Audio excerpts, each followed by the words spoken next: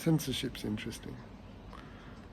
A lot of it, when we think of censorship, we think of, say, Lady Chatterley's lover and the British government, banning people from reading the salacious sexual scenes. And when you read Lady Chatterley's lover, it's pretty mild, it's pretty benign.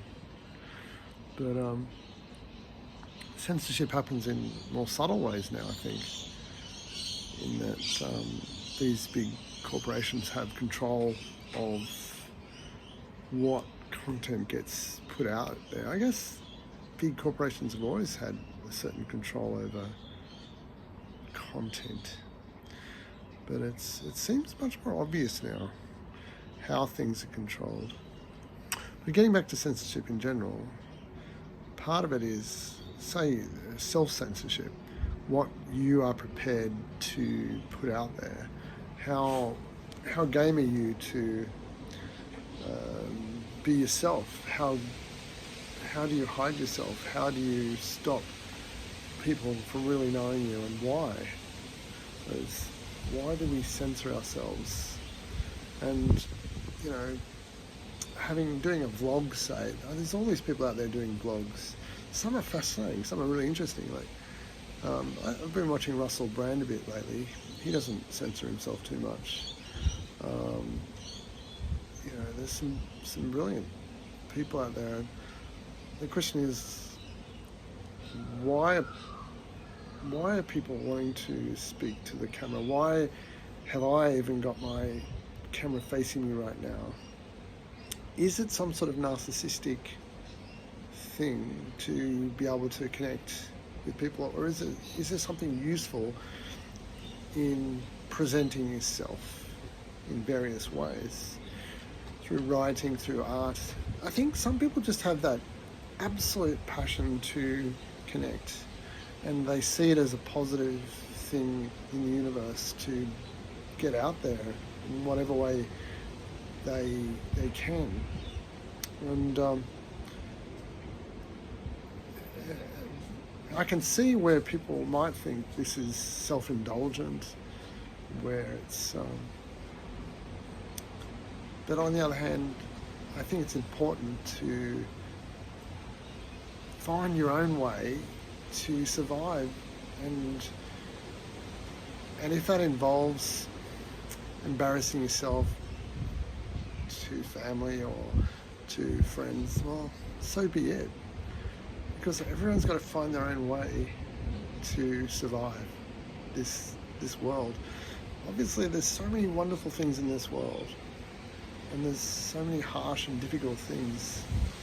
And how you get through it all is such an individual thing. So if people get it by expressing themselves and feel they are connecting with friends, family in other ways, but also strangers that don't necessarily stay strangers. That's the interesting thing about the connectivity of the world now on the internet, is that social media, which is just such a horrible word for so many people, is allowing people to get to know other people that they wouldn't have otherwise got to know. And sometimes that connection is just wonderful. So in the more general sense of censorship, I really wonder about the Facebooks and the Instagrams and the artificial intelligence that's sort of coming into analysing how people are interacting. Almost the auction, the monetized auction to get content out there. It's really kind of fascinating how that's playing out. That people almost have to bid to be heard. But maybe that's always been the case, and that I don't know. I like that. I'm such a romantic, but I like the thought that you can produce something that's so interesting that with the right kind of marketing, you'll be able to get to an audience that deserves to hear that. that a piece of art, a work of art of whatever type, will make it to a wide audience if it's good enough. But I think in this day and age it's increasingly hard because those sort of channels are controlled very strictly. And to get content out, you've got to be prepared not only to work hard and to be truthful and honest and vulnerable, but you've got to be marketing yourself or marketing your product. So yes, it's a good topic, censorship, to try and think through, and how we're being manipulated by those big organisations.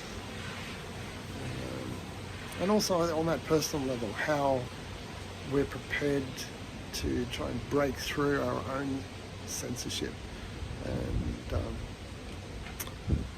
put ourselves out there. I think it's not a bad thing, because even if one other person watches something and relates to it, and you end up either with a friend for life or somebody who just sees life in a different way, or if you're a positive person and you're a person who believes in love, then that positivity is going to run off into other people, and they'll pass it on. So I don't see vlogging or expression in any form as narcissistic, unless it's manipulative. And I really hope that I'm not that. I really don't want to be manipulative in any way to anyone. I just want to be able to express myself, and if people like what I've got to say, then that's great. And if it helps people, even better. And if it creates love in the world, even better. So yeah, I'm not going to censor myself too harshly.